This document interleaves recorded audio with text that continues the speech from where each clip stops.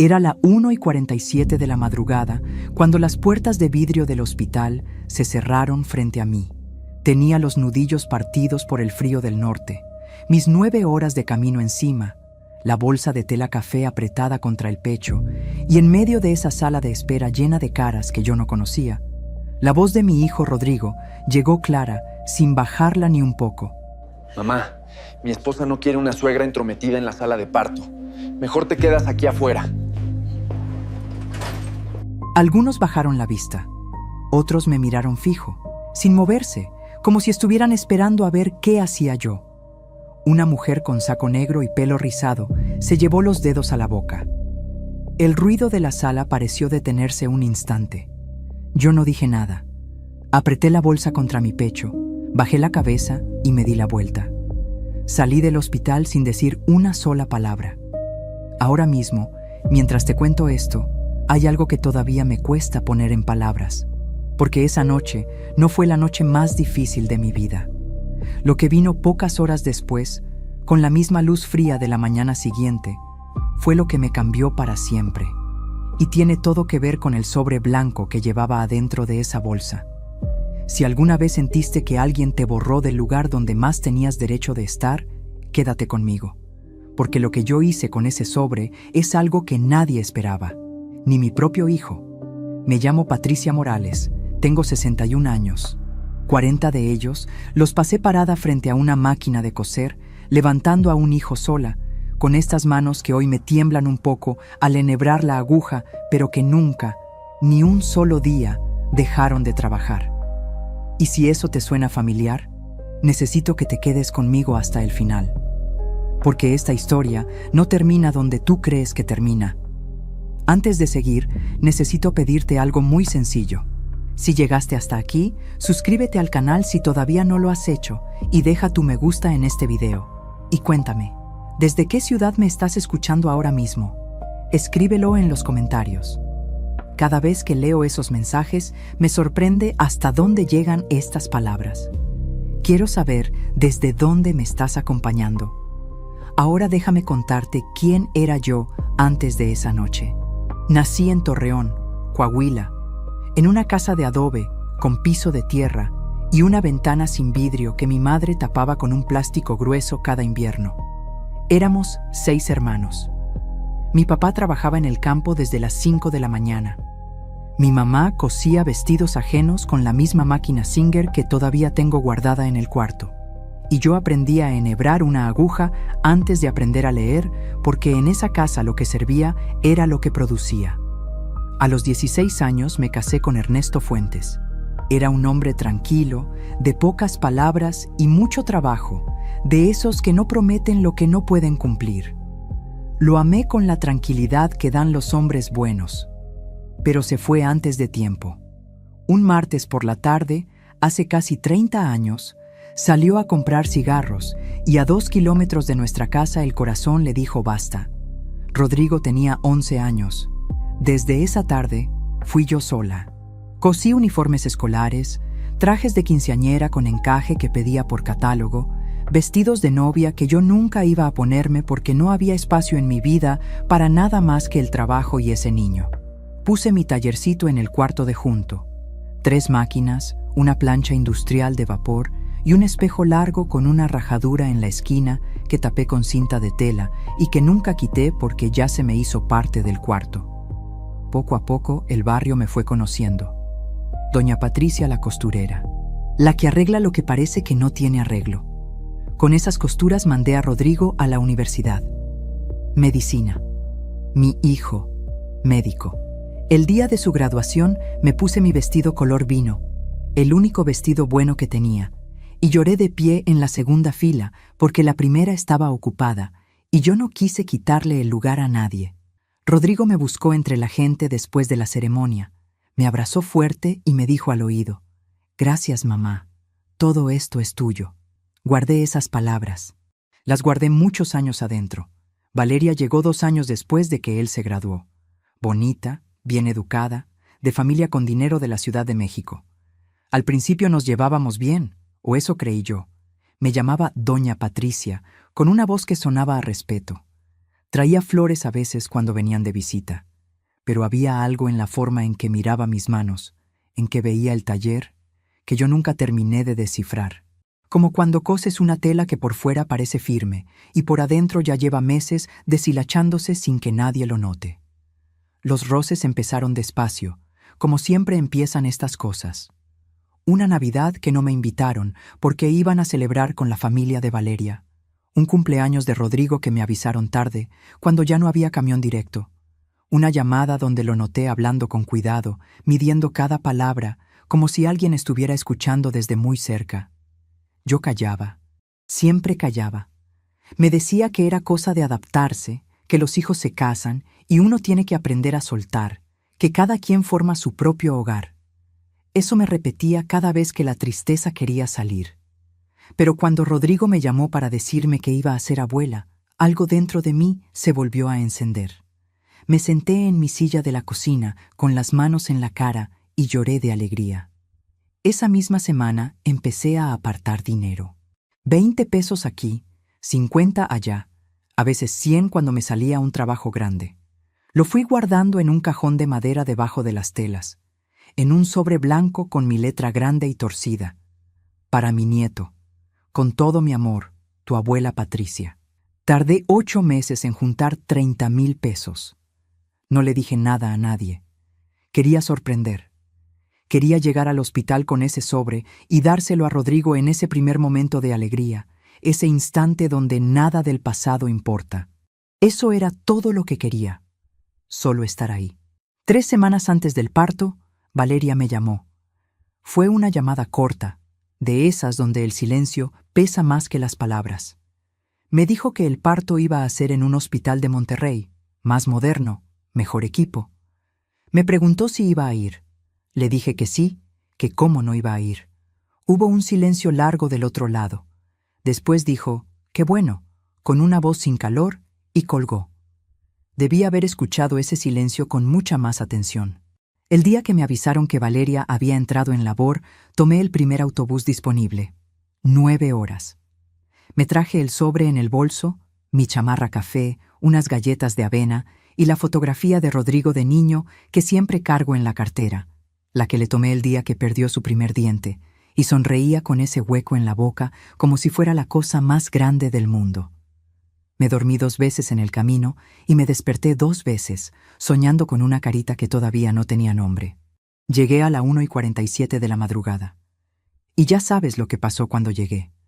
La banca de metal frío donde me senté después, todavía la siento en los huesos cuando cambia el tiempo. El ruido sordo de los camiones en la avenida. El olor a gasolina mezclado con el frío del norte que se mete por debajo de la ropa aunque traigas todo puesto. Yo ahí, sola, con el bolso sobre las rodillas y el sobre blanco adentro, sin saber bien qué hacer conmigo misma. Caminé 3 cuadras hasta un hotel de paso. 180 pesos la noche. El cuarto olía a humedad y al desinfectante de pino que usan los hospitales. Me acosté sin quitarme los zapatos. No dormí en toda la noche. A las 9 de la mañana siguiente sonó el teléfono. Era una mujer con voz de secretaria. ¿Habla con la señora Patricia Morales, mamá del doctor Rodrigo Fuentes? Le dije que sí, y entonces dijo, le llamamos del Hospital Santa Cruz. Hay un saldo pendiente en la cuenta del parto de su nuera. Faltan 30,000 pesos para liquidar el procedimiento. Necesitamos resolverlo antes de las 3 de la tarde. Me quedé sin habla. 30,000 pesos. Exactamente 30,000 pesos.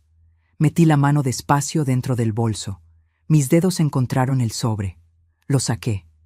Lo sostuve frente a mí con las 2 manos, de pie en ese cuarto que olía a pino y humedad, con los zapatos todavía puestos y la fotografía de Rodrigo niño dentro de mi cartera. Y entonces hice algo. Algo que en ese momento no le expliqué a nadie. Algo que guardé en silencio como había guardado el dinero.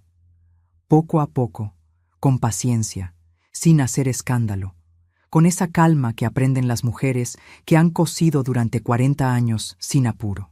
No te voy a contar todavía qué fue, pero lo que hice con ese sobre en los siguientes 10 minutos es lo que va a explicarlo todo.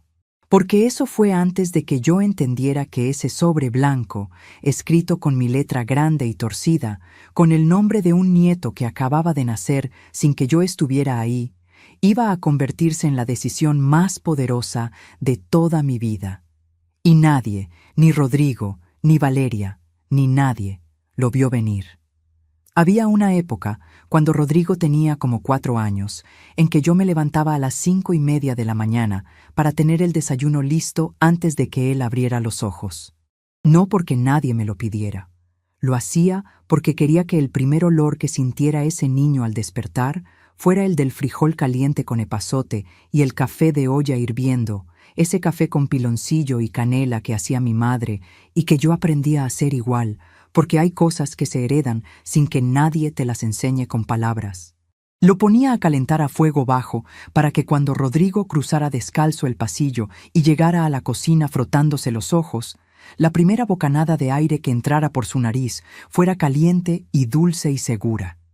Quería que su cuerpo aprendiera desde pequeño que en esa casa, aunque no sobrara nada, siempre había alguien velando por él. Eso lo hice durante 14 años seguidos, sin falta, sin descanso, sin que nadie me lo agradeciera, porque así son las madres en mi tierra. Hacen todo antes de que el mundo se despierte y el mundo nunca se entera. Se levantan cuando todavía está oscuro, prenden la estufa con el primer cerillo del día, y limpian y guisan y arreglan y preparan todo para que los demás puedan vivir su vida de corrido, sin tropiezos, sin hambre, sin frío. Y lo hacen tan bien que los demás terminan creyendo que esas cosas simplemente pasan solas. Pero esa mañana, parada en ese cuarto de hotel en Monterrey, con el sobre blanco en las manos y la voz de la secretaria del hospital todavía resonando en mi cabeza, me pregunté por primera vez en mi vida si todo eso había servido de algo. Y esa pregunta, te lo juro, fue la más dolorosa de todas. Déjame contarte más despacio. Porque para entender lo que yo hice ese día, primero tienes que entender lo que construí, lo que sacrifiqué y lo que me dejé quitar sin decir una sola palabra. Ernesto murió en febrero. Hacía mucho frío ese año en Torreón, de ese frío seco del norte que se mete en los huesos como aguja y que no se va aunque uno se tape con todo lo que hay en la casa. Recuerdo que esa noche busqué su chamarra de cuadros cafés que colgaba en el perchero de la entrada, la misma que él se ponía para salir al mandado, para ir al trabajo, para cualquier cosa que requiriera cruzar la puerta, y me la puse encima de la bata para dormir. Olía a él, a tabaco y a jabón de lavanda, y a ese sudor particular de los hombres que trabajan con las manos, que no es el sudor del que se esfuerza un rato, sino el del que carga el mismo peso todos los días de su vida sin quejarse. Me dormí con esa chamarra puesta, y a la mañana siguiente, cuando Rodrigo me preguntó por qué traía la chamarra de su papá, le dije que tenía frío. El niño tenía 11 años y ya sabía que eso no era verdad del todo, pero no dijo nada. Se sentó frente al plato de avena, tomó la cuchara y comió callado. Era así Rodrigo de chico, de pocos gestos, pero de muchas cosas adentro. Igual a su padre.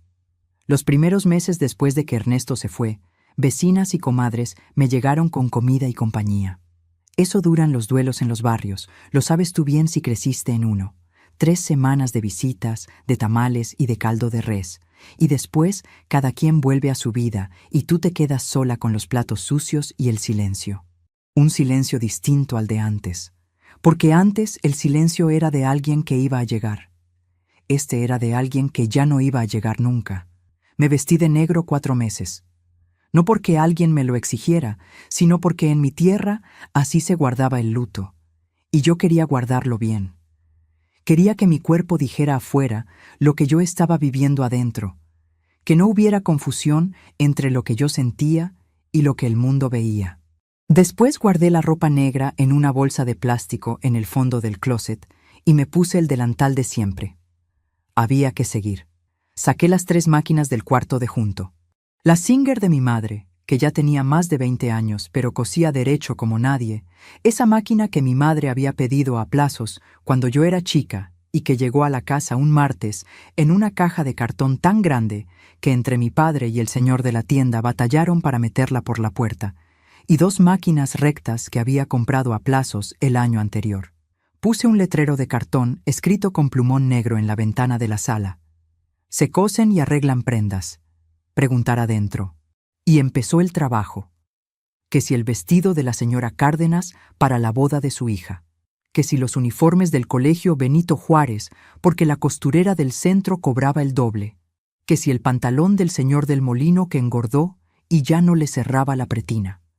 Que si el mantel del bautizo de los González, que si la blusa de la señorita Irene para la graduación, que si los delantales de la cocina del restaurante de la calle Hidalgo que necesitaban 20 de golpe y para el lunes. Cada prenda que llegaba a mis manos era una semana de gasto.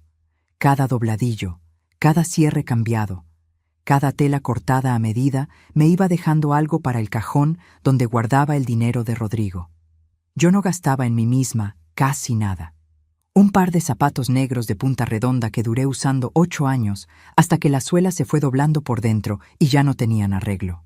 Mi vestido color vino, el que usé en la graduación de Rodrigo, lo compré rebajado en una tienda del centro porque tenía una costura torcida en el cuello que yo misma arreglé en media hora. El resto del año andaba con delantales de tela y blusas que me hacía yo misma con los retazos que sobraban de los pedidos grandes. Nunca me compré perfume. Nunca me compré una crema buena. Me cortaba el pelo yo sola frente al espejo del baño con las tijeras de modista, y si quedaba un poco chueco de atrás, no importaba porque nadie lo veía cuando yo estaba sentada frente a la máquina. Rodrigo creció viendo eso. Creció sabiendo que el dinero no alcanzaba si uno no lo cuidaba. Por eso me sorprendió tanto cuando empezó la universidad y empecé a notar que era diferente con el dinero que yo le mandaba. No que lo malgastara, no, sino que se fue acostumbrando a un nivel de vida que yo no podía sostener fácilmente. Me pedía más para los libros, más para la renta, más para el material. Yo mandaba lo que podía y cuando no alcanzaba hacía crédito en la mercería de doña Consuelo, que me conocía de años y me fiaba sin pedirme nada firmado, porque entre gente honesta de barrio así se hacían las cosas, y pagaba al mes siguiente. Nunca le dije lo que me costaba. Nunca quise que se sintiera mal. Pensaba, ya será médico, ya nos vamos a recuperar. Ese era mi plan, aguantar hasta que él pudiera. Y después de que él pudiera, yo iba a descansar. Eso también me repetía, lo del descanso, como una promesa que uno se hace a uno mismo para poder seguir cargando. Cuando acabó la carrera y empezó su residencia en la Ciudad de México, las llamadas se fueron espaciando. Al principio me llamaba cada domingo, religioso, a las 6 de la tarde. Yo ya tenía el teléfono en la mano desde las 5:50. Después, cada 15 días. Después, cuando podía, que a veces era una vez al mes. Yo entendía. Era médico, tenía guardias, tenía vida. Me repetía eso como se repiten las madres para no quebrarse, para no volverse esa madre que llama a deshoras y reprocha y pesa, de esas que los hijos terminan esquivando porque ya saben lo que va a venir. Pero hubo una noche, fue un miércoles de noviembre, yo estaba terminando el bordado de un mantel que me habían encargado para un bautizo. Un mantel largo de lino blanco con iniciales en hilo dorado en las esquinas. Eran las 11 de la noche.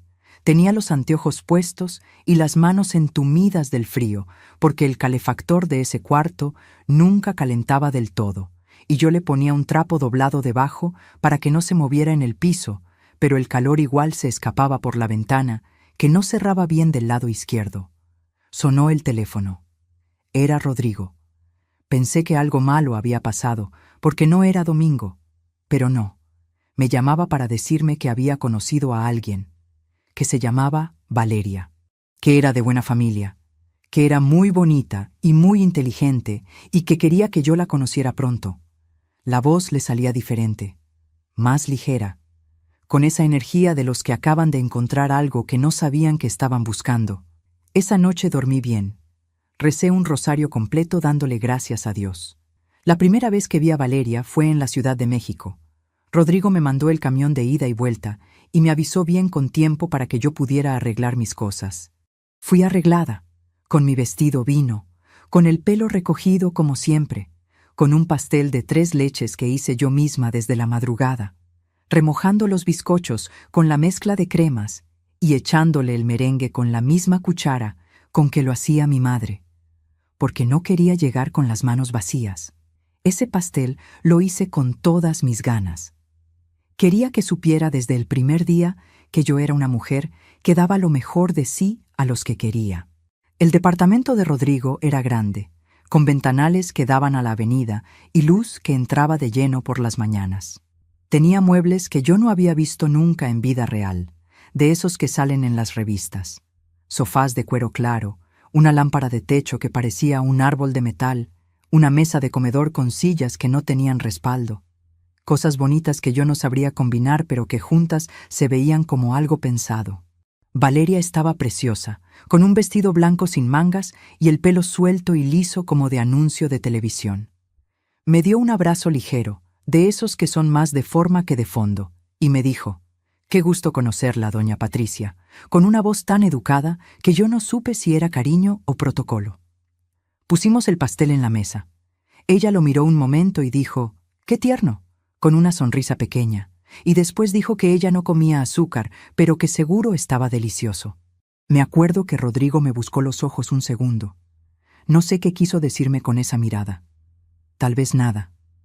Tal vez todo. Escuché eso y lo dejé pasar, como se deja pasar el primer aviso de lluvia cuando el cielo todavía está azul y uno no quiere creer que viene el agua. Hubo otros avisos que también dejé pasar. La Navidad que Valeria decidió que iban a pasar en casa de sus papás en Monterrey porque así lo habían hecho siempre, y Rodrigo me llamó el 23 por la noche para avisarme que no iban a poder venir a Torreón ese año. Yo dije que estaba bien, que no se preocuparan, que yo iba a estar bien con las vecinas. Colgué el teléfono y ese año puse el nacimiento solo porque ya lo tenía por costumbre. Acomodé las figuras una por una en el estante de la sala como si alguien fuera a verlas. Cené sola un plato de pozole y a las 10 me fui a dormir. La boda de Rodrigo y Valeria fue en un salón de la colonia Polanco. 400 personas. Yo fui en camión. Llegué el día anterior. Dormí en casa de mi prima Celia, que vive en Iztapalapa. Me prestó su cuarto y yo dormí en una cama con resortes rotos que rechinaban cada vez que me movía. Pero dormí sin quejarme porque Celia me había dado lo mejor que tenía. A la mañana me levanté temprano, me arreglé con calma y me puse el vestido vino de siempre, el único vestido bueno que tenía. Y llegué al salón con tiempo de sobra porque en mi tierra la gente llega temprano cuando quiere a alguien. En la boda, la familia de Valeria ocupó la mesa principal. Yo estaba en la tercera mesa, con unos primos de Rodrigo que no veía desde hacía 15 años y que pasaron la mitad de la noche hablando de fútbol y la otra mitad mirando el teléfono. Me tomé 2 vasos de agua de Jamaica y comí lo que pusieron en el plato. Rodrigo vino a buscarme una vez en la noche, me dio un abrazo y me dijo: «Gracias por venir, mamá», como si yo hubiera ido de favor. Eso también lo dejé pasar. Aquí necesito detenerme un momento, porque mientras te cuento todo esto, pienso en cuántas personas me están escuchando ahora mismo que también lo dieron todo por un hijo, por una hija, por alguien que amaron sin medida, que cosieron, que madrugaron, que se quedaron solas para que otro pudiera tener más, que tragaron palabras que dolían para no armar un escándalo. Si tú también viviste algo así, escríbeme en los comentarios, cuéntame tu historia. No tienes que contarla completa, solo escribe algo, lo que quieras. Quiero que sepas que aquí no estás solo, no estás sola. Somos muchos los que cargamos cosas que nunca le contamos a nadie. Y aunque todavía no sabía lo que iba a descubrir cuando llegara a casa después de ese viaje a Monterrey, algo dentro de mí ya estaba cambiando. Como cuando la tela que coses empieza a tensarse demasiado antes de romperse, y tus dedos lo sienten antes de que los ojos lo vean. Un jalón suave primero, después otro. Y uno sabe, con esa sabiduría que no está en el cerebro sino en las palmas de las manos, que si sigue jalando así la tela, se va a partir y no va a haber manera de coserla de vuelta sin que se note la costura. Rodrigo y Valeria se instalaron en Monterrey, porque el hospital donde él consiguió plaza quedaba allá. Una ciudad nueva, un departamento nuevo, una vida nueva. Me mandaban fotos de vez en cuando. El departamento era moderno, con cocina de granito y una sala que parecía de revista. Yo les mandé unas cortinas que cosí yo misma con tela gruesa color hueso, que me pareció que iba bien con el color de las paredes que se veía en las fotos.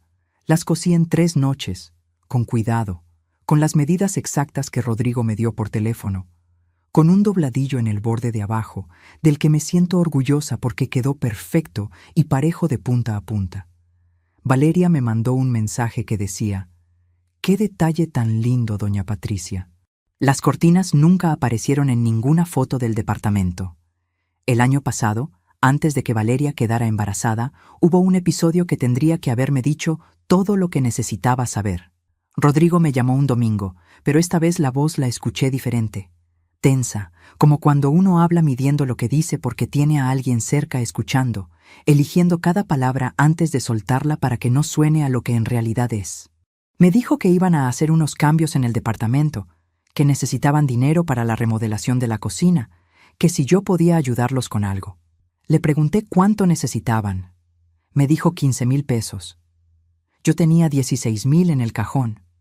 Los había juntado en 1 año y medio de trabajo extra, cosiendo hasta las 12 de la noche los pedidos de uniformes de una secundaria del estado, con los ojos cansados y los dedos entumidos y el cuello adolorido de inclinarse sobre la máquina.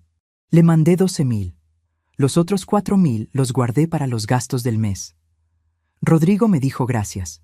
No volvió a mencionarlo. 3 meses después me enteré, por mi prima Celia, que tiene amigas en Monterrey, que Valeria había publicado fotos de su cocina nueva en sus redes sociales. Cocina nueva de mármol, electrodomésticos de acero inoxidable. Una foto de ella sonriendo con una copa de vino frente a la estufa nueva con el texto: «Mi cocina de ensueño, finalmente». No dijo nada de dónde vino parte del dinero. Yo tampoco dije nada, y quizás eso fue mi error más grande. No el dinero, no el esfuerzo, sino el silencio, el mío. El de 40 años de tragar y callar y decirme que así son las cosas, que así hay que querer a los hijos, que la madre que no se sacrifica es una madre que no ama bien. 40 años creyendo que guardar la voz era lo mismo que guardar la dignidad, sin darme cuenta de que en realidad estaba guardando la voz y regalando la dignidad. Pero hay algo que todavía no te he contado, algo que pasó la semana antes del parto, cuando Rodrigo me llamó para darme la dirección del hospital en Monterrey y yo le pregunté si necesitaba que llevara algo, si había algo que le hiciera falta. Él me dijo que no, que ya tenían todo. Hubo un silencio breve, de esos silencios que tienen forma, que ocupan espacio, y después dijo, con esa voz medida que yo ya conocía bien: «Mamá, Valeria está muy nerviosa, ya sabes cómo es ella. Trata de no hacer preguntas de más cuando llegues». No preguntas de más. 40 años cosiendo para que no hiciera preguntas de más. Me quedé callada un momento. Después le dije que estaba bien, que no se preocupara. Colgué el teléfono. Me senté en mi silla de la cocina y estuve ahí un rato largo, con las manos en el regazo y los ojos en la ventana, sin ver nada en particular. El frío de febrero se metía por la rendija de abajo de la puerta y se arrastraba por el piso frío de loseta hasta mis pies. Y en ese momento, sin saber todavía por qué, fui al cajón donde guardaba el dinero del nieto, saqué el sobre blanco y lo metí dentro de la bolsa de tela café que llevo en los viajes. Lo acomodé en el fondo, debajo del cambio de ropa, con las 2 manos, despacio, como quien guarda algo que vale. No supe en ese momento para qué lo hice así. Solo sentí que ese sobre tenía que ir conmigo, cerca, bajo llave en mi propio cuerpo. Lo que pasó en las horas que siguieron me demostró que algo dentro de mí ya sabía lo que yo todavía no me animaba a pensar. Eran las 9:17 de la mañana cuando colgué el teléfono. Me quedé parada en medio de ese cuarto de hotel, con el aparato en la mano todavía caliente, los pies en el piso frío de loseta beige que se sentía como lámina bajo las medias, y la voz de esa mujer del hospital dando vueltas en mi cabeza como agua que no termina de escurrirse por el drenaje. Faltan 30,000 pesos para liquidar el procedimiento. Necesitamos resolverlo antes de las 3 de la tarde. 30,000 pesos. Exactamente 30,000 pesos. Yo no me moví en un buen rato. El cuarto era pequeño, con una cama de colchón duro, una silla de plástico junto a la ventana y una televisión apagada que reflejaba mi silueta borrosa cada vez que le pegaba la luz de la calle. Miré la bolsa de tela café que estaba sobre la cama, con el sobre blanco asomándose por la apertura como si quisiera ser visto. Lo miré fijo, y algo que no era tristeza ni rabia, sino algo más frío que las dos cosas juntas, algo que no tenía nombre todavía, pero que se sentía como hielo seco moviéndose despacio, me fue subiendo desde el estómago hasta la garganta. Entonces lo entendí todo. Rodrigo sabía cuánto llevaba yo en ese sobre. Se lo había dicho por teléfono 2 meses antes, emocionada, sin pensar, con esa ilusión de abuela nueva que no calcula lo que dice porque cree que está entre gente de confianza. Ya junté los 30,000, hijo. Y él me había dicho, «Qué linda eres, mamá». Nada más, sin preguntar para qué, sin decir que no hacía falta, sin ninguna advertencia de lo que estaba por venir, sin decirme, «Mamá, ya sabes que el parto va a costar, por si acaso». Nada, solo, «Qué linda eres, mamá». Y me dejó viajar 9 horas en camión. Me dejó llegar a ese hospital. Me dejó humillar en público frente a 20 personas. Y al día siguiente, su esposa necesitaba exactamente lo que yo llevaba en ese sobre. El mismo número, el mismo monto, como si alguien lo hubiera calculado desde antes. Agarré la bolsa, saqué el sobre, lo puse sobre la mesa pequeña de madera que había junto a la ventana y lo miré durante un rato largo, como cuando uno mira una foto vieja y trata de recordar qué sentía el día que la tomaron, antes de que todo lo que pasó después le cambiara el significado. Y entonces hice lo que hice. Abrí la cartera. Saqué el papelito doblado donde había apuntado el número del hospital que me había dado la secretaria, con mi letra grande de siempre, y marqué. Cuando contestaron, pedí hablar con la misma mujer de antes. Esperé. Se escuchaba de fondo el ruido sordo de una oficina, teclas, voces lejanas, el pitido de algún aparato. Ella contestó con su voz de trámite, esa voz plana y uniforme que usan los que atienden público todo el día y que ya no distinguen entre una llamada y la siguiente. Le dije que era Patricia Morales. Le dije que había recibido su llamada. Le dije que tenía el dinero. Y después le dije que no iba a pagarlo. Hubo un silencio del otro lado, un silencio de persona que no esperaba eso. Le dije con calma, sin subir la voz, sin que me temblara la garganta, aunque el corazón me latía fuerte. El saldo del parto de la señora Valeria es responsabilidad del doctor Rodrigo Fuentes y de su esposa.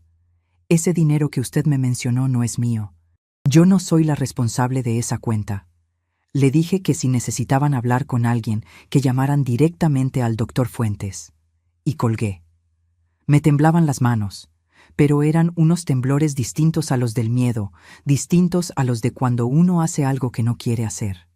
Eran los temblores de alguien que acaba de ponerse de pie después de mucho tiempo en el suelo, de alguien que descubre de repente que las piernas todavía sostienen. Me senté en la cama. El colchón cedió bajo mi peso con un quejido suave. Miré el sobre blanco sobre la mesa. Y por primera vez en esa mañana, tal vez por primera vez en mucho más tiempo que esa mañana, respiré hondo. Un respiro de verdad, de los que llegan hasta el fondo.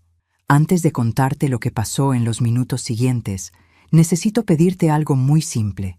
Si todavía no te has suscrito al canal, hazlo ahora. Y deja tu me gusta en este video para que yo pueda seguir trayéndote historias como esta. Tarda 3 segundos. Y para mí significa que hay alguien del otro lado que está escuchando de verdad. Ahora bien, estaba parada sola en ese cuarto. Tenía 30,000 pesos en un sobre.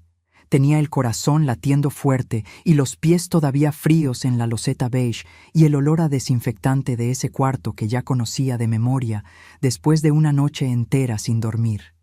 Y tenía, por primera vez en no sé cuánto tiempo, la sensación clarísima de que algo en mi vida estaba a punto de cambiar.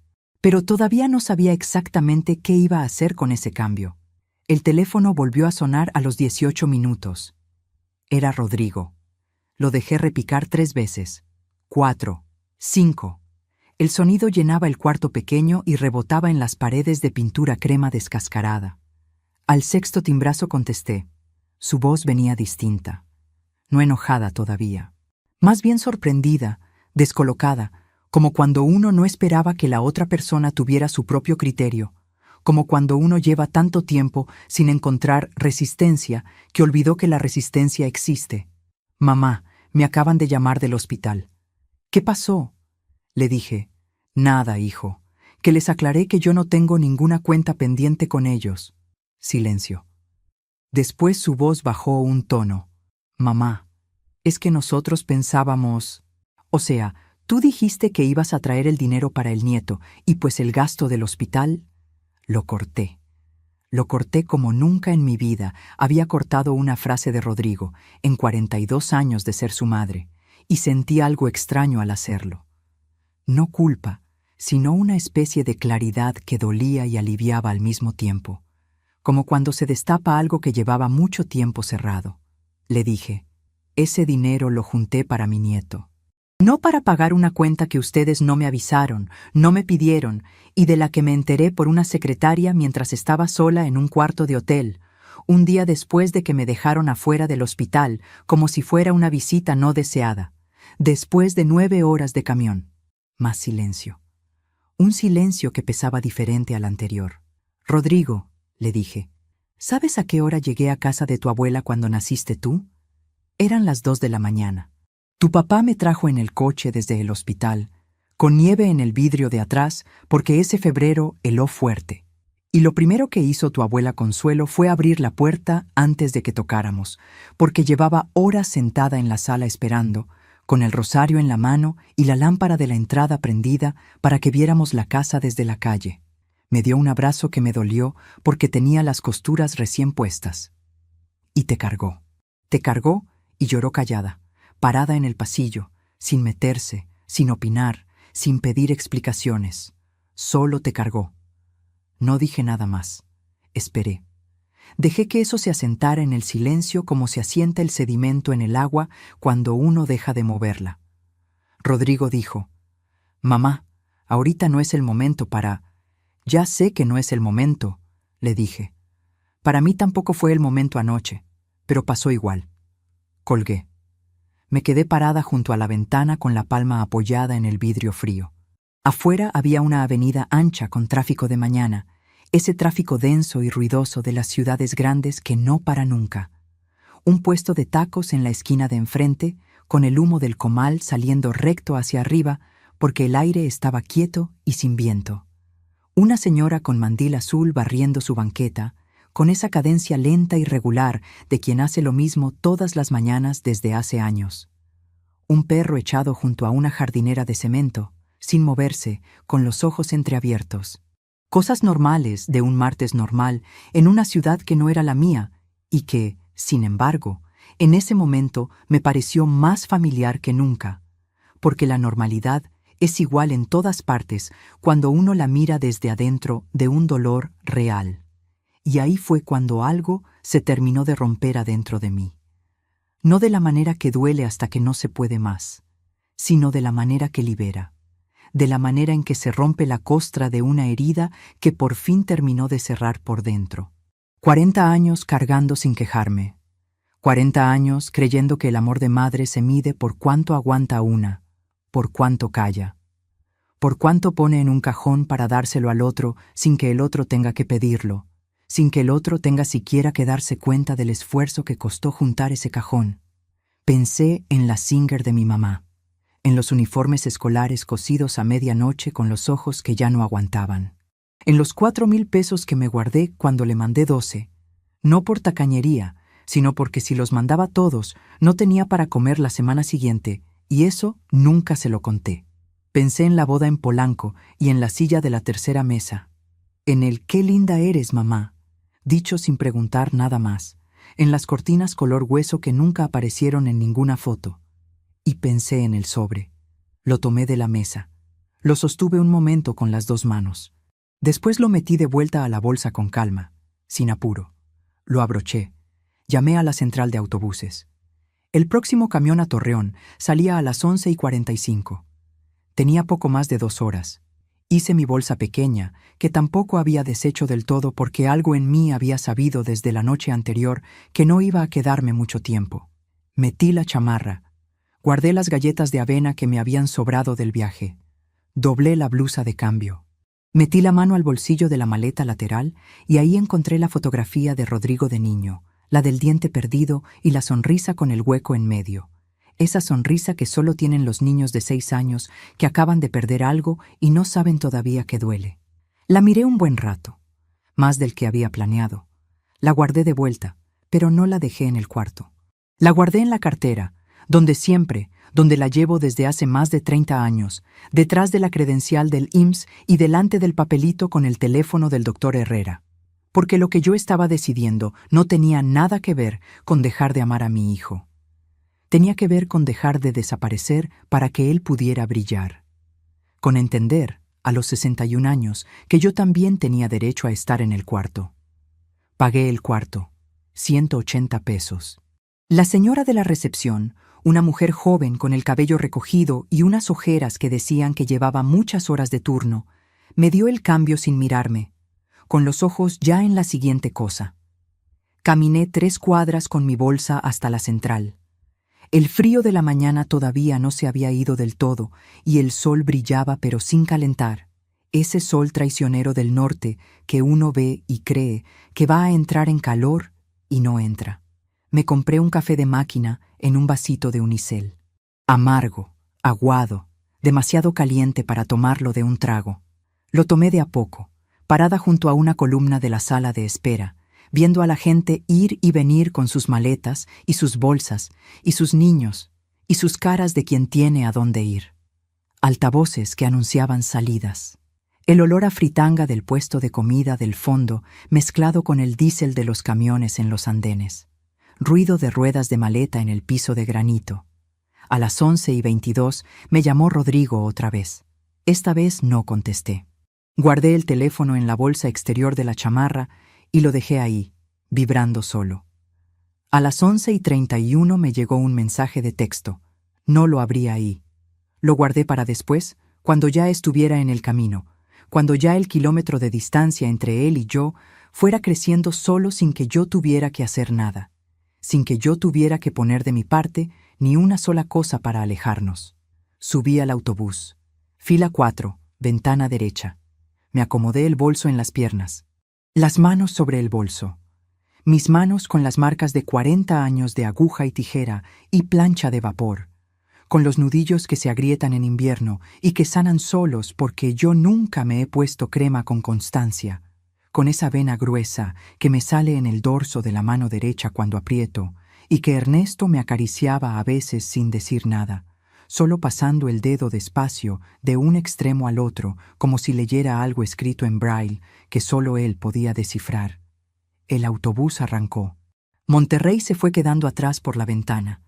Los cerros pelones a lo lejos, las colonias apiñadas en las faldas, las autopistas elevadas con sus coches hormigueando. Una ciudad entera que no me conocía y que nunca iba a saber lo que yo había decidido esa mañana en un cuarto de hotel con piso de loseta beige. Y entonces, ahí, con el paisaje abriéndose en llano y cielo azul, saqué el sobre blanco de la bolsa y lo puse en mi regazo. Lo sostuve con las 2 manos, sin abrirlo, sintiendo el grosor del fajo de billetes contra las palmas. 30,000 pesos. Y un plan que todavía no tenía nombre, pero que ya estaba tomando forma dentro de mí, despacio y con precisión. Como se forma una prenda cuando uno todavía no ha cortado la tela, pero ya tiene la medida exacta en la cabeza y sabe que no va a equivocarse. Lo que yo iba a hacer con ese sobre en las próximas 72 horas era algo que Rodrigo nunca esperó, algo que Valeria nunca esperó, algo que quizás ni yo misma me hubiera creído capaz si me lo hubieran contado meses antes, sentada en mi silla de la cocina con las manos en el regazo y el frío de febrero entrando por la rendija de la puerta. Pero hay algo que todavía no sabes, algo que descubrí cuando por fin abrí ese mensaje de texto, ya a mitad del camino, con el sol de mediodía entrando oblicuo por la ventana del camión y calentándome la mano con que sostenía el teléfono. Lo que Rodrigo escribió en ese mensaje cambió el tamaño de mi decisión, lo duplicó. Porque hay palabras que en vez de cerrar una herida, la abren más, y las palabras de ese mensaje fueron exactamente esas. Y lo que yo hice cuando llegué a Torreón esa misma noche, sola, con mis 2 manos y ese sobre y la claridad fría de quien ya sabe exactamente lo que tiene que hacer, es lo que va a explicar todo lo que viene después. El mensaje de Rodrigo tenía 17 palabras. Lo leí 2 veces, parada junto a la ventana del camión con el sol de mediodía entrando de lado y calentándome la mejilla derecha como si quisiera ayudarme a despertar de algo. Decía: «Mamá, si no ayudas con el hospital, al menos no vengas a Torreón a contarle esto a nadie». Lo guardé el teléfono en la bolsa sin contestar, sin escribir nada, sin dejar que mis dedos hicieran lo que llevan décadas haciendo. Buscar la manera de suavizar, de explicar, de no molestar. Cerré los ojos unos segundos y escuché el ruido del motor, el golpe sordo de las llantas en los baches de la carretera, el murmullo de 2 señoras 2 asientos atrás que hablaban de una receta de chile en nogada con mucha precisión y mucho cariño, como se habla de las cosas que importan de verdad. No vengas a contarle esto a nadie. Me quedé con esas palabras un buen rato. Las giré despacio en la cabeza, como cuando uno sujeta una tela contra la luz para buscar el defecto que el ojo no ve de frente, pero que la mano sí va a encontrar cuando empiece a coser. Mi propio hijo, a quien yo enseñé a caminar tomándolo de las 2 manos en la cocina de nuestra casa en Torreón, agarrándome yo de las alacenas para no caerme yo también del esfuerzo, riéndome de los 2 porque los 2 nos tambaleábamos igual. Mi propio hijo, a quien yo cargué enfermo con fiebre de 40 más de una noche, sentada en la orilla de la cama, con la mano en su frente y el rosario en la otra, sin dormirme hasta que el cuerpo de él bajara la temperatura. Ese hijo me estaba pidiendo silencio, como si yo fuera una amenaza, como si mi dolor fuera un problema que había que administrar desde lejos, sin que nadie se enterara, sin que dejara rastro. Abrí los ojos. Vi el paisaje pasar por la ventana, cerros pelones, nopales con las paletas abiertas hacia el sol, algún rancho lejano con techo de lámina brillando en la distancia, el cielo norteño de un azul casi blanco por el polvo fino del desierto que siempre flota en el aire de esta tierra aunque uno no lo vea. Tierra conocida, mi tierra. La misma que llevo en los pulmones desde que nací y que reconozco antes de ver el letrero del municipio, porque el olor del aire cambia cuando uno se acerca, se vuelve más seco, más mineral, más honesto. Llegué a Torreón a las 9:40 de la noche. El paradero de taxis estaba a la salida de la central, con el mismo olor de siempre a asfalto caliente que ya empezaba a enfriarse y a diésel y a las carnitas del puesto que siempre está abierto hasta tarde. Tomé el primer taxi de la fila. El taxista era un hombre mayor, con bigote canoso, radio de grupero bajito, donde una voz rasposa cantaba algo sobre traiciones y madrugadas, y un rosario de cuentas verdes colgado en el retrovisor que se mecía suavemente con cada tope, con esa cadencia de péndulo que tienen los objetos que llevan mucho tiempo en un mismo lugar. No habló. Yo tampoco. Pagué con exacto, sin esperar cambio, y entré a mi casa. Puse la bolsa sobre la mesa de la cocina. Puse el sobre blanco a un lado, en el centro de la mesa, donde la luz le pegaba de frente. Me serví un vaso de agua del garrafón, lo bebí de pie junto a la ventana, despacio hasta el fondo. Me senté en mi silla de siempre, la de respaldo alto con el tejido de mimbre que se deshizo en un lado hace años y que remendé con tiras de cuero que quedaron del taller, y la pata delantera derecha que cojea un poquito desde que se cayó en la mudanza de hace 12 años y que nunca terminé de arreglar del todo porque uno termina acostumbrándose a las cosas que cojean cuando llevan mucho tiempo en la casa. Me quedé ahí sentada en silencio durante un rato que no supe calcular. Quizás 20 minutos, quizás más. Y luego empecé a pensar, no con rabia, no con prisa, con la misma concentración quieta con que uno enhebra una aguja en la oscuridad. Despacio, con precisión, sin apuro, porque apresurarse solo hace que el hilo se tuerza, que la aguja pique donde no debe y haya que empezar de nuevo y el tejido quede marcado para siempre. A la mañana siguiente, antes de las 8, fui al banco. No al banco donde Rodrigo sabía que yo tenía mi cuenta de siempre, la que él conocía de cuando le hacía transferencias para la universidad, la que usaba para mandarle dinero todos los meses sin falta. Fui a una sucursal diferente, en la colonia del otro lado de la avenida, una que yo pasaba de vez en cuando, pero en la que nunca había entrado. Abrí una cuenta nueva a mi nombre, solo mi nombre, sin beneficiarios de momento, sin nada más que mi voluntad y mis documentos. Solo Patricia Morales, 61 años, con su credencial del INE plastificada que ya muestra el borde gastado de tantos años en la cartera, su comprobante de domicilio del recibo de luz del mes anterior y esa vena gruesa que se me marca en el dorso de la mano derecha cuando aprieto el bolígrafo para firmar, que el cajero joven que me atendió miró un segundo sin disimular mucho. Esas manos de señora mayor que no combinan con la determinación de la cara. Deposité los 30,000 pesos del sobre. Los puse en la ventanilla de uno en uno, contándolos sin apuro, sintiendo el papel de cada billete entre los dedos como había sentido tantas veces el papel de cada pedido pagado, de cada cliente que salía con su ropa nueva bajo el brazo. El cajero me dio el comprobante. Lo doblé en 4, con cuidado, por las mismas marcas, y lo guardé en el bolsillo interior de mi chamarra, junto al esternón. Afuera hacía frío todavía. El sol de marzo en Torreón engaña. Brilla con convicción desde temprano, pero no calienta hasta las 10 u 11, y si uno sale confiado, termina tiritando en la sombra.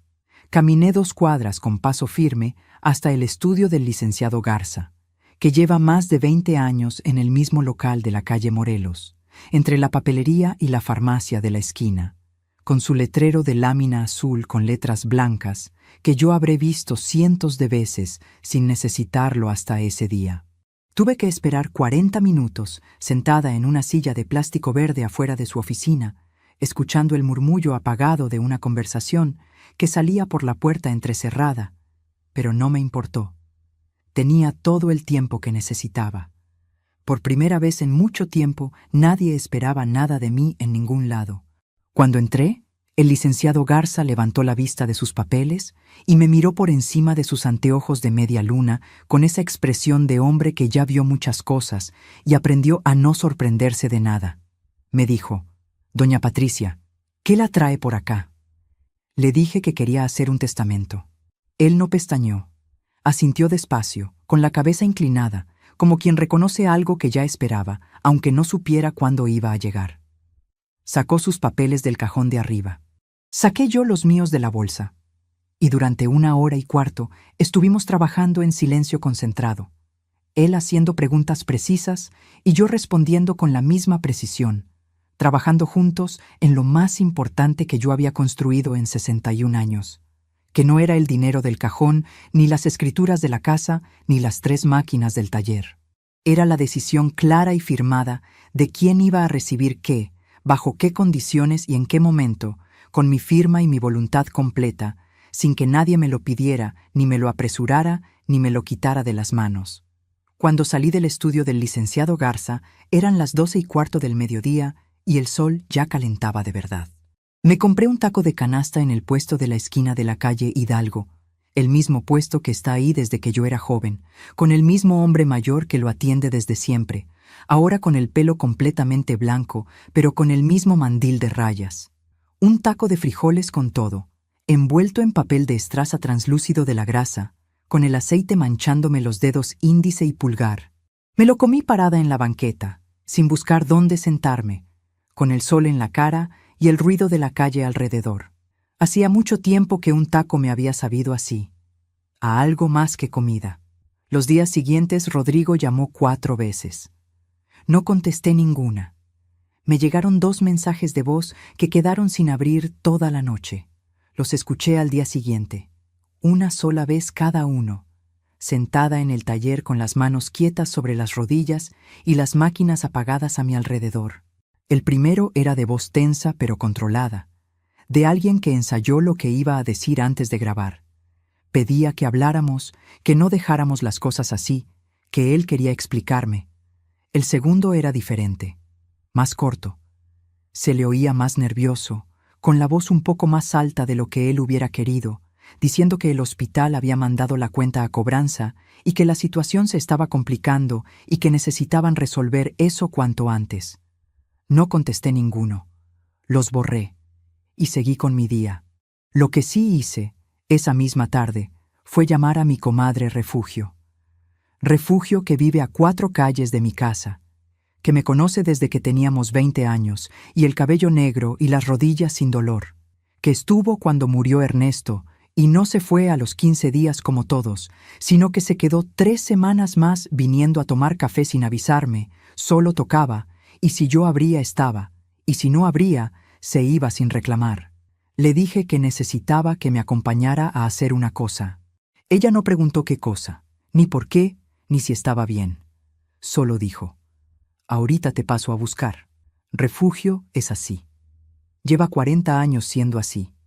Y eso, en esta vida, vale más que muchas otras cosas. Fuimos juntas caminando a la ferretería de la calle Morelos y compré una caja metálica con llave, color gris, de las que usan para guardar documentos importantes, de las que no se abren sin la llave aunque uno las golpee contra el suelo. Después entramos a la papelería de junto y saqué copias de todos los papeles que el licenciado Garza me había devuelto ese mismo día. Por si acaso, porque cuando uno aprende tarde a proteger lo suyo, aprende también que es mejor tener 2 de todo. Cuando llegamos de vuelta a mi casa, Refugio puso agua a calentar para el café sin que yo le dijera nada, con esa naturalidad de quien lleva décadas conociendo una cocina ajena, y yo fui acomodando todo en la caja con calma. El testamento fresco todavía del estudio del licenciado, los comprobantes del banco con la cuenta nueva, la escritura de la casa que siempre he tenido yo sola a mi nombre desde que Ernesto murió y que nunca cambié ni le puse nombre de nadie más, los papeles de las 3 máquinas, la póliza del seguro de vida que pagué durante 20 años de 100 pesos en 100 pesos sin faltar un mes. Refugio me miraba hacer todo eso desde la silla junto a la estufa, con la taza en la mano, sin decir nada. Cuando terminé de acomodar el último papel y cerré la caja con llave, guardé la llave en el cajón de mi buró, debajo de la Biblia que me regaló mi madre cuando me casé con Ernesto y que está en ese cajón desde entonces. Entonces Refugio dijo, con esa voz tranquila suya que nunca sube ni baja demasiado: ¿y ahora? Le dije, ahora esperamos. Ella asintió.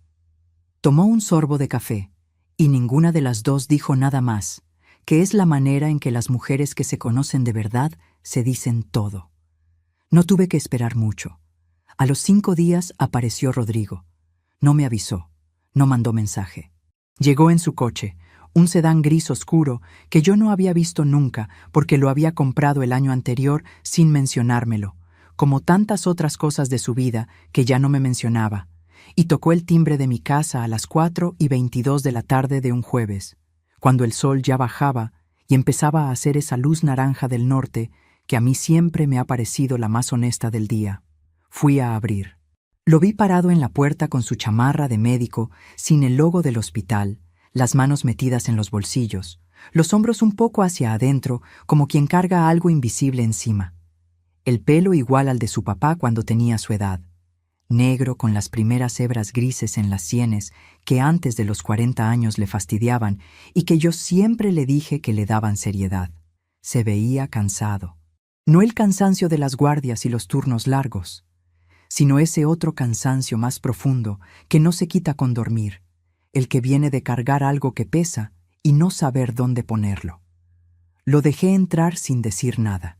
Pasó a la cocina caminando despacio, mirando alrededor como quien busca algo que no sabe que está buscando, como quien quiere asegurarse de que el lugar es el mismo de siempre antes de enfrentar lo que sabe que viene.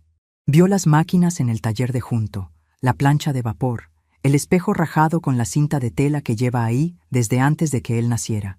Todo igual que siempre, nada cambiado, solo yo. Se sentó en la silla que siempre fue la suya cuando era chico, la de madera pintada de azul que ya está más blanca que azul de tanto lavar y de tanto sol. Yo me senté enfrente, en mi silla de la pata chueca, con las manos sobre la mesa. Silencio. No un silencio incómodo, un silencio necesario, de los que dicen más que las primeras palabras si uno los deja durar lo suficiente. Después él dijo, «Mamá, ¿cómo estás?». Y algo en esa pregunta, llegando después de 5 días de silencio y 2 mensajes de voz sobre cobranzas de hospital, después del mensaje de los 17 palabras y la noche en el cuarto de hotel y las 9 horas de camión de ida, me pareció tan completamente fuera de lugar que estuve a punto de soltar la risa. Una risa involuntaria y sin malicia, de las que suben desde el estómago sin permiso cuando el cuerpo ya no sabe cómo procesar tanta cosa junta y necesita salir de alguna manera. La contuve. Apenas, con los labios apretados un segundo, porque de repente lo vi como lo que era en ese momento, y no como lo que el dolor me había dejado ver los días anteriores. No el médico importante de Monterrey, no el esposo de Valeria, no el señor del coche gris comprado sin decirme. Era mi hijo, con ojeras de padre nuevo que no duerme bien, con las manos nerviosas sobre la mesa que no sabían dónde quedarse, con esa manera de torcer la comisura de la boca cuando no sabe cómo empezar a hablar que tenía exactamente igual desde los 7 años, cuando me rompía algo en la casa y no quería confesar y se quedaba parado en la puerta de la cocina con esa misma cara, esperando que yo dijera algo primero. Por un segundo, solo un segundo breve como un parpadeo, quise ponerle la mano en el dorso de la suya y decirle que todo estaba bien. Pero no lo hice, porque no todo estaba bien. Y pretender que sí lo estaba era exactamente el mismo gesto que nos había traído hasta aquí. Ese gesto mío de poner la mano encima de lo que dolía para que el otro no tuviera que verlo. Antes de contarte lo que pasó en esa conversación, necesito preguntarte algo. Si tú estuvieras sentada frente a tu hijo en ese momento, con todo lo que yo ya sabía, con el testamento firmado y los papeles guardados bajo llave y la caja metálica detrás de las telas, después de la humillación del hospital y el mensaje de los 17 palabras, ¿hablarías o seguirías callando? Escríbeme en los comentarios. De verdad quiero saber qué habrías hecho tú. Le serví café. Le serví porque soy su madre y porque en mi casa el café se sirve así de simple, así de antiguo, porque hay costumbres que no se rompen aunque el corazón esté hecho pedazos. Él lo tomó con las 2 manos envolviendo la taza, igual que cuando era niño y hacía frío, y yo le daba el café con leche muy cargado de leche, y él lo sujetaba así, con las 2 palmas, como si la taza fuera lo único caliente en el mundo. Entonces habló. Me dijo que Valeria estaba muy afectada, que el parto había sido más difícil de lo que esperaban, que la cuenta del hospital era muy alta, que habían tenido que pedir un préstamo para liquidarla y que eso les había generado un estrés enorme, que él entendía que yo estaba enojada por lo que había pasado en la puerta, pero que en ese momento Valeria estaba muy nerviosa y asustada y que él no había sabido cómo manejar la situación, que se le fue de las manos, que lamentaba que las cosas hubieran salido así. Lo escuché completo, sin interrumpirlo, sin mover las manos, sin cambiar la expresión de la cara. Cuando terminó, pregunté, ¿está bien el bebé? Dijo que sí, que era niño, que se llamaba Emilio. Emilio. Mi nieto se llamaba Emilio, y yo me había enterado ahí, en mi cocina, en mi silla de la pata chueca, 5 días después de que naciera, porque nadie se había tomado el trabajo de llamarme ese día para decirme su nombre. Nadie había marcado mi número para decirme, ya llegó mamá, se llama así. Me quedé un momento con ese nombre en la cabeza. Emilio. Lo repetí internamente una vez, como se repiten los nombres nuevos para que el cuerpo los aprenda. Le dije, Rodrigo, me da mucho gusto que Emilio esté bien. De verdad. Hice una pausa, corta pero intencional. Y ahora necesito que me escuches, porque lo que te voy a decir no te lo voy a repetir. Él me miró. Dejó la taza sobre la mesa. Y yo hablé. Le dije todo lo que nunca le había dicho en 42 años. Sin gritos, sin lágrimas. Con esa voz baja y pareja que uno agarra cuando ya terminó de procesar el dolor y lo único que queda del otro lado es la claridad. Esa claridad que no necesita volumen para llegar. Los uniformes cosidos a medianoche, con los ojos que ya no aguantaban. Los 12,000 pesos de la cocina de granito de Valeria. La silla de la tercera mesa en su boda mientras yo llegaba desde Torreón en camión. Las Navidades sola, con el nacimiento puesto, sin que nadie lo fuera a ver. El letrero de la puerta del hospital frente a 20 personas que sí lo escucharon. El mensaje de los 17 palabras. Lo fui poniendo todo sobre la mesa, como quien saca las prendas de una bolsa y las va acomodando una por una, con cuidado, sin arrugarlas, para que el otro pueda verlas bien y no haya confusión sobre qué es cada cosa. Rodrigo no dijo nada por un rato largo. Tenía los ojos fijos en la taza de café, las manos planas sobre la mesa, quietas, la mandíbula apretada de la manera en que se aprieta cuando uno escucha algo que no quiere escuchar, pero que sabe que es verdad.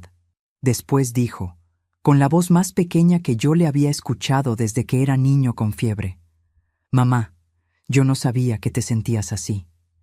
Y esas 6 palabras, dichas con esa voz, me confirmaron todo lo que yo necesitaba saber para lo que venía después. Porque un hombre de 42 años, médico, padre reciente, con los años y la experiencia y la vida que tenía, no puede no saber que le falló a su madre.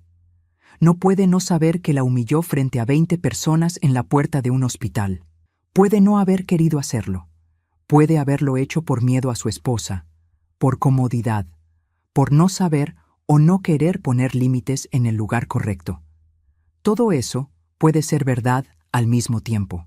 Pero decir, no sabía que te sentías así, después de todo lo que yo acababa de ponerle sobre la mesa, no era ignorancia genuina. Era la última puerta que yo necesitaba ver cerrada para saber con certeza que lo que seguía de aquí en adelante era solo mío. Solo mi decisión, solo mi vida. Me levanté despacio de la silla. Fui al taller sin apuro, con los pasos seguros de quien sabe exactamente a dónde va en su propia casa. Aparté las telas del estante de abajo, donde estaba guardada la caja metálica gris desde que Refugio y yo la pusimos ahí. La saqué con las 2 manos y la puse sobre la mesa frente a él, en el centro, donde la luz de la tarde la iluminaba completa. No la abrí. No hacía falta abrir nada. Lo que importaba no era lo que había adentro, sino que él supiera que existía y que era mía.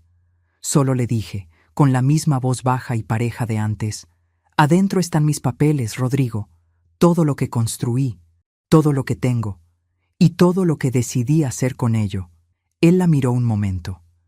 Después levantó los ojos hacia mí, y en esos ojos, que son los mismos de su padre, y los mismos que yo vi abrirse por primera vez en una sala de partos hace 42 años, vi algo que no había visto en mucho tiempo.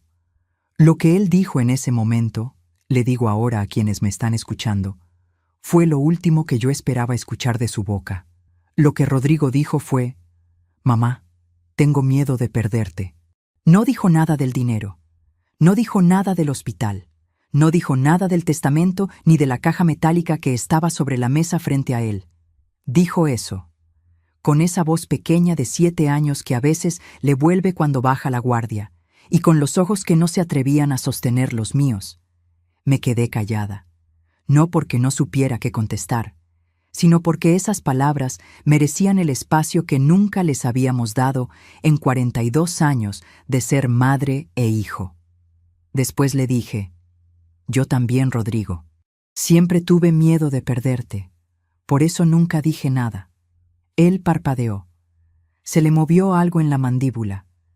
«Pero guardar silencio», le dije, «no me salvó de perderte de todas formas». Esa noche Rodrigo durmió en su cuarto, el mismo de siempre, con la cobija de franela a rayas verdes y el póster de la selección que nunca quité porque era parte de las paredes, como la rajadura del espejo o la pata chueca de mi silla. Yo escuché desde mi cuarto cómo tardaba en apagarse la luz, cómo el resorte de la cama sonó cuando por fin se acomodó. Era la misma cama de siempre, el mismo ruido de siempre, pero ya nada era lo mismo. A la mañana siguiente desayunamos juntos. Huevos revueltos, frijoles de la olla, café. Yo parada en la estufa, él sentado en su silla de madera azul.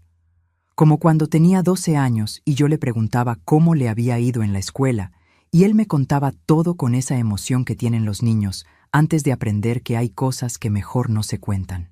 Me habló de Emilio, me dijo que era chiquito, que tenía los ojos oscuros, que dormía mal todavía y que Valeria estaba agotada. Me dijo todo eso mirando el plato. Yo escuché sin interrumpir. Cuando terminó, le pregunté, ¿tú estás bien, hijo? Se quedó callado un momento. Después dijo que no del todo, que entre el hospital y el préstamo y la situación conmigo y el trabajo, había estado durmiendo mal, que Valeria y él habían tenido discusiones fuertes. No le pregunté qué clase de discusiones. No era el momento. Lo que sí le dije fue, Rodrigo, lo que pasó en ese hospital no se borra con una visita y un desayuno. Yo te lo digo sin enojo, te lo digo porque quiero que lo entiendas completo. Lo que se rompió entre nosotros se va a tener que coser despacio, con paciencia, como todo lo que vale la pena. Él asintió. Lento, pero asintió. Se fue a las 11 de la mañana. Me dio un abrazo en la puerta. Un abrazo de verdad, de esos que aprietan, no de los que son solo forma. Me dijo que iba a llamarme. Le dije que bien. Lo vi subir al coche gris. Lo vi arrancar. Lo vi doblar en la esquina. Y cuando desapareció de mi vista, fui adentro, me senté en mi silla de la cocina y estuve ahí un buen rato sin hacer nada, con las manos en el regazo y el sol de la mañana entrando por la ventana y calentando el piso de loseta. Las semanas que siguieron fueron distintas a cualquier semana que yo recuerde en mucho tiempo. La diferencia más grande no fue lo que pasó afuera, fue lo que dejé de hacer adentro. Dejé de esperar el teléfono, de calcular cuántos días habían pasado desde la última llamada, de inventarme excusas para los silencios largos. Durante 40 años había organizado mi vida entera alrededor de ese ruido. El timbre del teléfono, los pasos de alguien llegando, la voz de Rodrigo al otro lado. Y cuando ese ruido no llegaba, lo llenaba yo sola con preocupación, con culpa, con trabajo extra, con frijoles que ponía a cocer, aunque no tuviera hambre solo para tener algo que hacer con las manos. Esas semanas, por primera vez, el silencio no me pesó. Me compré un par de zapatos, no de los de trabajo, sino de paseo, azules, con una hebilla en el lado. Los encontré en una zapatería del centro que yo había pasado cientos de veces sin entrar porque siempre había algo más urgente en qué gastar. Costaron 320 pesos.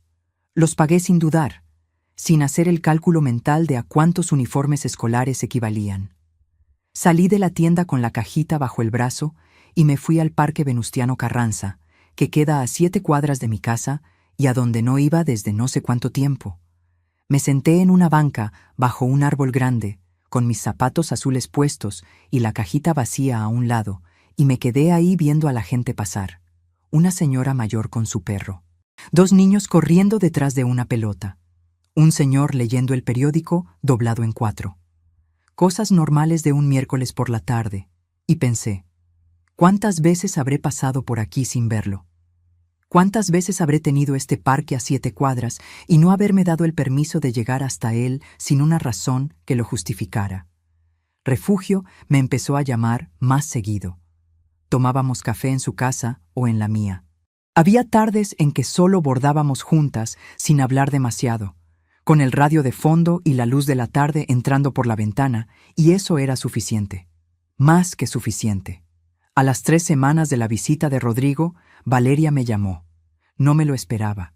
Su voz venía distinta a todas las veces anteriores, sin el tono educado de protocolo que siempre me ponía la piel de gallina porque sonaba tan correcto que sonaba falso. Esta vez sonaba más pequeña, más real.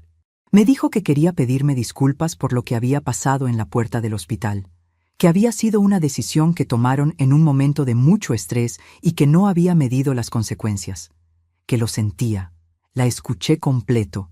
No le dije que no importaba, porque importaba. No le dije que ya estaba olvidado, porque no estaba olvidado. Le dije lo que era verdad, que agradecía que me llamara, que lo que ella y Rodrigo habían hecho me había dolido mucho, y que si íbamos a tener una relación que valiera la pena para los 3 y para Emilio, iba a tener que ser una relación diferente a la que habíamos tenido hasta ahora. Hubo un silencio del otro lado. Después Valeria dijo, ¿usted quiere conocer a Emilio? Y yo dije, sí, mucho. La primera vez que vi a mi nieto fue un sábado de abril. Rodrigo me pasó a buscar en el coche gris. 3 horas de camino hasta Monterrey, pero esta vez de día, con el sol y los cerros del norte y un café de termo que yo había preparado desde la mañana. Emilio tenía 6 semanas. Era pequeño como son todos los recién nacidos, con las mejillas redondas y los puños apretados, y ese olor particular que solo tienen los bebés, que no se parece a ninguna otra cosa en el mundo. Valeria me lo puso en los brazos con cuidado, sin decir nada, y yo me quedé parada en medio de esa sala de muebles modernos, sosteniéndolo con las 2 manos, con mis manos llenas de marcas y de años y de hilo y de plancha de vapor. Emilio abrió los ojos un momento, oscuros, iguales a los de Rodrigo de recién nacido, iguales a los de Ernesto. No dije nada, no hacía falta. Los días siguientes en Monterrey fueron tranquilos. Dormí en el cuarto de visitas, que olía a pintura nueva. Ayudé en lo que pude sin meterme en lo que no me correspondía. Cuando Valeria necesitaba descansar, cargaba a Emilio. Cuando no necesitaba nada, yo me sentaba en la sala con un libro que había traído o bordaba algo pequeño que llevé en la bolsa. Una tarde, estaba yo en la cocina calentando leche cuando Valeria entró y se paró junto a la estufa. No dijo nada de inmediato. Después dijo, sin voltearme a ver: «Rodrigo me contó lo que usted dijo, lo del silencio y coser despacio». No contesté. Ella siguió: «Yo creo que yo también necesito aprender eso». Asentí. No agregué nada más. A veces las palabras que más pesan son las que se quedan adentro. La última mañana de esa visita, antes de que Rodrigo me llevara de vuelta a la central de camiones, me senté sola un momento en la silla del comedor mientras todos estaban en otra habitación. La cocina de granito gris que Valeria había presumido en sus redes estaba frente a mí, con los electrodomésticos de acero inoxidable brillando con la luz de la mañana. Sobre la barra de granito estaba la taza de café que Valeria me había servido sin que yo pidiera, con la cantidad exacta de azúcar, porque me había visto agregarla el día anterior y lo recordó. A un lado, mi bolsa de tela café. La misma bolsa que llevé al hospital aquella noche, sin sobre adentro ya. El sobre estaba en el banco, a mi nombre, bajo mi control, esperando el momento que yo decidiera, con las condiciones que yo pusiera, para quien yo eligiera. Tomé la taza de café con las 2 manos. La sostuve un momento, sintiendo el calor en las palmas. Mis manos con las marcas de 40 años. Mis manos que habían cosido uniformes y vestidos de novia y manteles de bautizo y cortinas que nunca colgaron. Mis manos que habían firmado el testamento del licenciado Garza y guardado la llave en el cajón de la Biblia. Tomé un sorbo y puse la taza de vuelta en la barra, despacio, sin hacer ruido. Eso fue todo. No hubo discurso, no hubo declaración, no hubo nadie mirando. Solo yo, mi taza, mis manos y la claridad silenciosa de una mujer que por fin había ocupado el lugar que siempre le perteneció. Emilio va a cumplir 10 meses el próximo jueves. Lo sé porque lo tengo anotado en el calendario de la cocina, el de la ferretería que me dan gratis cada enero, el mismo que siempre cuelgo en el mismo clavo, junto a la ventana. Ya le puse una estrellita roja en el jueves de la semana que viene. Una estrellita pequeña, de esas que venden en la papelería de la calle Morelos en una bolsa con muchos colores. Escogí la roja porque el rojo es el color que más se ve de lejos. Rodrigo dice que Emilio ya está tratando de pararse solo, agarrado de la orilla del sofá, que todavía no lo logra, pero que lo intenta muchas veces seguidas, con esa terquedad que tienen los bebés antes de que la vida les enseñe a tenerle miedo a caerse. Rodrigo me lo cuenta por teléfono los domingos, con voz de padre sorprendido, que es la voz más bonita que le he conocido en la vida. Hablo con él los domingos, sin falta. A veces también los miércoles, cuando alguno de los dos tiene algo que contar que no puede esperar al fin de semana. La semana pasada me llamó un miércoles para decirme que Emilio había dicho su primera sílaba clara. Ma, solo eso, ma. Y que Valeria y él se habían quedado viéndose sin saber a quién de las dos estaba llamando. Me reí, de verdad me reí, con el teléfono apretado contra la oreja y la otra mano en el delantal. Las cosas entre Rodrigo y yo no están arregladas del todo. Quiero ser honesta contigo porque tú has llegado hasta aquí y te mereces la verdad, no la versión bonita. Hay conversaciones que todavía cuestan trabajo. Hay momentos en que noto que él mide las palabras, que tantea el terreno antes de decir algo, como si todavía no terminara de saber en qué piso firme está conmigo. Y yo a veces tengo que recordarme que el proceso de coser despacio también me incluye a mí, que la paciencia que pedí también tengo que dármela. Pero hay algo que cambió que no tiene vuelta atrás, y es que Rodrigo sabe, ahora sí, que yo no voy a callar, no por enojo, no por castigo, sino porque aprendí a los 61 años que el silencio que creía que era amor en realidad era miedo, miedo a perderlo, miedo a que si pedía algo para mí, dejara de quererme. Y resulta que los hijos no dejan de querer a sus madres cuando sus madres se ponen de pie. Lo que pasa es otra cosa, aprenden por primera vez a respetarlas. Con Valeria la cosa es distinta. No es amistad todavía. Quizás no sea nunca lo que yo en algún momento imaginé que podría ser. Pero hay un respeto nuevo entre nosotras. Uno que se construyó no con palabras bonitas, sino con hechos concretos y pequeños.